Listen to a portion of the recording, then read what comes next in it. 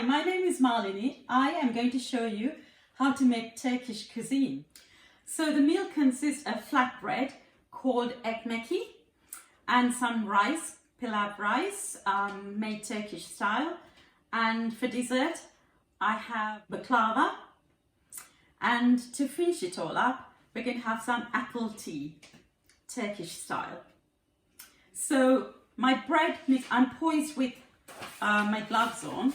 I have to make the bread mixture very quickly because it has to be left for an hour for it to rise. So here I have 500 grams of flour and I have 350 ml of water, of which I've taken 10 ml of water, put some yeast to rise, which it's doing, so it's asking me to hurry up. So I'm going to put that in there.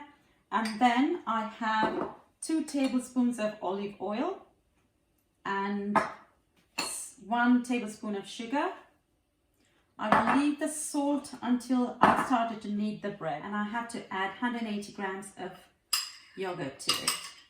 And once I've done that, once I've combined it together, I'm going to cling film it and leave it to rest for an hour. So I'm going to give this a good mix. Next is the Turkish pilav rice.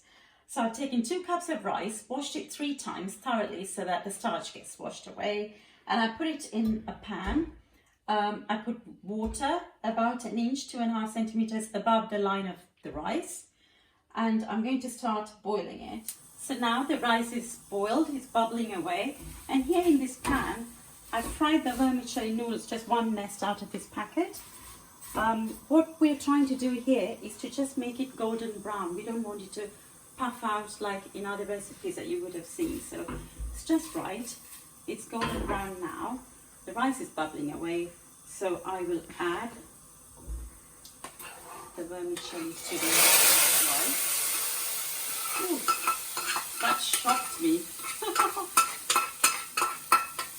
So that's now combined. So I will stir it. And then I would leave it to simmer on low heat, close it for about 15 to 20 minutes until all the water is absorbed. So now I'm on to the beef koftas, which is called surit koftas. For that I have 1 kilo of minced beef. The minced beef has 20% fat. It's only because I want the meat to be succulent when it's being cooked. To that I add 2 large onions. So the onions are finely chopped. And the reason why I want the onions to be really finely chopped is because when you make the koftas, you have to wrap the meat around the skewer. And I'm going to use these. I don't have skewers, so I'm going to use my trusted knives. I'll use the sharp end away from me, and I'm going to wrap the meat around this. So if you had large onions, pieces of onions very large, it will just fall off. So the best is to cut it really, chop it really, really fine. And to that I will add the minced meat. So now we start adding the spices to the minced meat and unchopped onions. So 1 tablespoon each of garlic granule. You can measure, I know how much is in here, so I'm just going to keep putting it into the thing. And 1 tablespoon of ground ginger. So what makes Turkish kebabs different to, let's say, a beef burger or even if you're cooking Indian food is that the spices are different. With Indian food you use coriander, cumin, fennel, chili, but here we're using some aromatic spices like nutmeg, cloves, cinnamon and onion, also 1 tablespoon. Of the fragrant spices, I'm only putting 1 teaspoonful because we don't want it overpowering. So here I have the cloves, and here I have the cinnamon, and then nutmeg.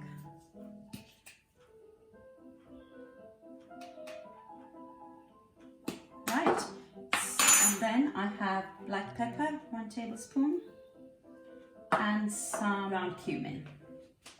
Now I'm going to combine everything together, get my surgical gloves on, combine it together, and I'm going to start building the kebabs. To that, I will put some salt, which is about 3/4 tablespoon of salt going in there, and about 4 tablespoons of tomato paste. So you can see I built 2 koftas there, and now before I build the others, I'm going to add about 1/2 tablespoon of chili into it and mix it together for those who like a little bit of heat. So here's how I build it onto my knife. I don't have skewers, so I have to use a knife. So I put the meat like that, make sure that it wraps all the way around, and then it sticks like magic. And then I just continue doing that. You have to make sure that you bring the meat all the way around until it actually sticks to the knife. And I think the reason why people use skewers, large skewers, is because you want the meat to cook through. So the skewer gets hot and it cooks the meat inside and out. That way it cooks a lot quicker. And the reason for that, I think, is that it keeps the meat still succulent, doesn't dry out. So there we go. So it has to be as flat as possible. It's much like a bunting cake. You have the cylinder in the middle, so the cake gets cooked through the middle. It's a lot quicker. So I think it's the same technique.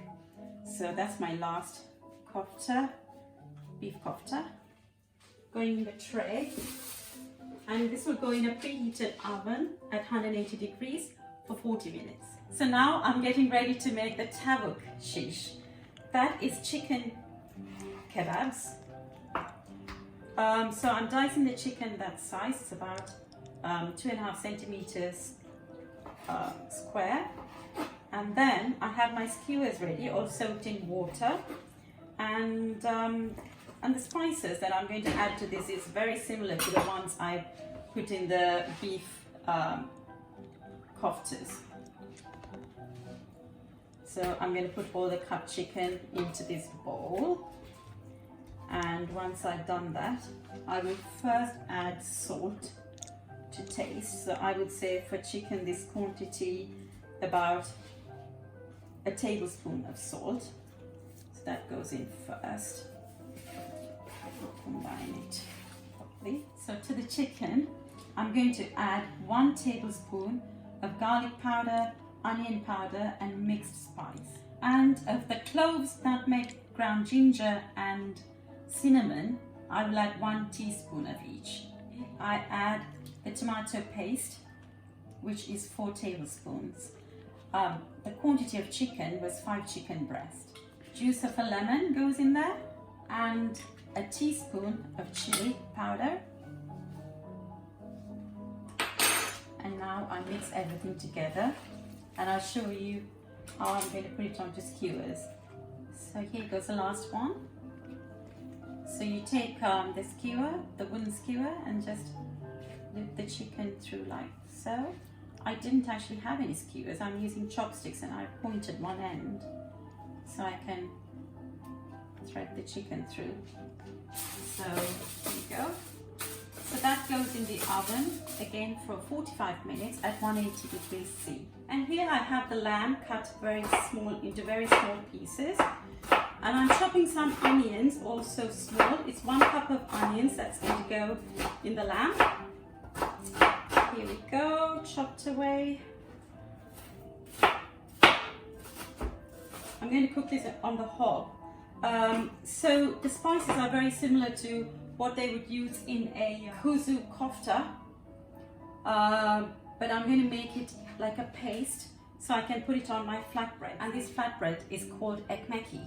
So here goes the 1 cup of onion into the lamb, and then I have 1 teaspoon of mint chopped finely, and 2 tablespoons of flat leaf parsley, 2.5 cloves of garlic, all that goes in there. And finally, I will add 1.5 teaspoons of pepper, and I'm also putting 2 teaspoons of oregano. And same again with paprika, and then 2 tablespoons of sumac. all going in there. So our suriti koftas and our tavuk koftas, which is the chicken kebabs, are cooking away in the oven. And the lamb, which I'm making like kuzu kofta, I've used all the ingredients that goes in a kuzu kofta, but I'm making it like a curry. And to finish it off, I'll add some sun-dried tomato paste and some roasted red pepper paste. So now I'm on to my flatbread. I am making my ekmeki here, which is a flatbread, Turkish flatbread. And Turkish cuisine is big on butter. Now, I'm not sure it's the same butter that we use here, but they call it butter and it looks very similar to butter. So I'm going to put 2 tablespoons of butter into the ekmeki dough. Like so. Can you see it? So now what I will do here is make a massive sausage out of it. Like so. Oh, I forgot to mention our rice, pilaf rice, which is Turkish style, is cooked and it's waiting on the table to be joined by all the other accompaniments. So my ekmeki at the moment looks like a massive sausage. So I'm going to divide it into equal portions, which is one down the middle, and then perhaps this one into 3. Same again on this side. And then I'll roll them into balls, individual balls, and then roll it out into flatbreads, into ekmeki. So you take a ball of this ekmeki dough, you close everything in like that, turn it over, make it like a bun, then you roll it out. And if it sticks to your rolling pin, just drizzle some flour like that, and then continue to roll it. It is quite elastic, so just keep at it and it should stretch. So here's the kuzu kofta mixture, but I'm making it in a pan so I can use it in my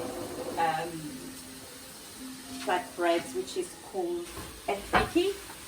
To the lamb, I'm adding roasted red peppers and the roasted sun-dried tomatoes. So that's going in with my kuzu kofta mixture, which is a lamb kebab mix. So here the kuzu kofta mixture is now cooked. I'm going to turn off the heat. So with that, I'm actually going to build up a tantuni. Tantuni is a flatbread that has a filling of the kuzu kofta. So this flatbread is just by itself. That can be eaten with the other koftas I have in the oven. So there goes the flatbread. So this is how you build an ekmeki. So here we have the flatbread, which is just gone on the hob, and then I take some of the kuzu kofta mixture and I put it on the flatbread like so, and then I will fold it over and then cook it on both sides. So here I'm taking the koftas from the oven. They've been cooking away for a while.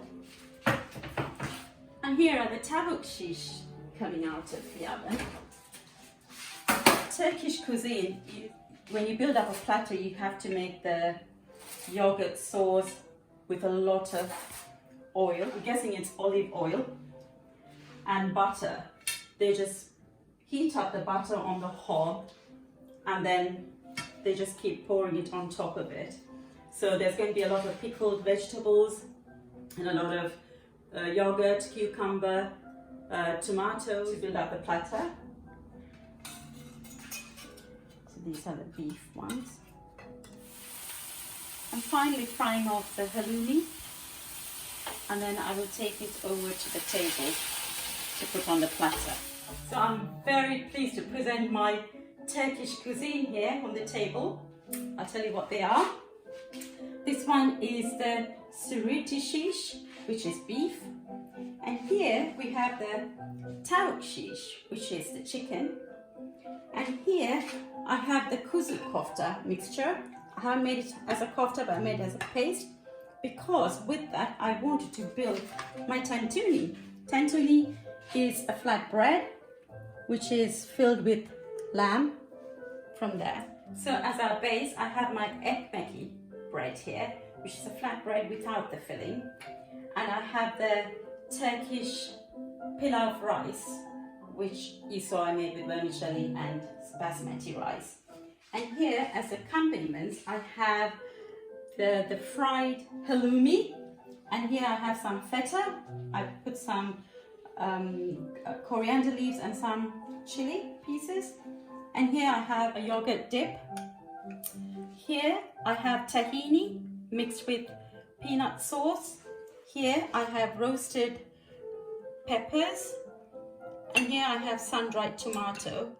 It all started with my lovely cousin Pramila and her mum Manimala giving me these beautiful Turkish delight sweets that's rose flavoured and lemon flavoured and apple flavoured over Christmas. And I looked at them today and I thought, what can I make with these? And I was going to make the baklava, which I ran out of time sadly, but I will do it next time.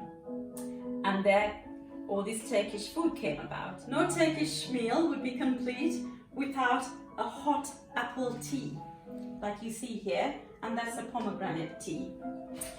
And I want to say a big thank you for watching my video, and if you could kindly donate to the NHS, I pasted a link below for ease of reference. There's so many other ways of donating to the NHS.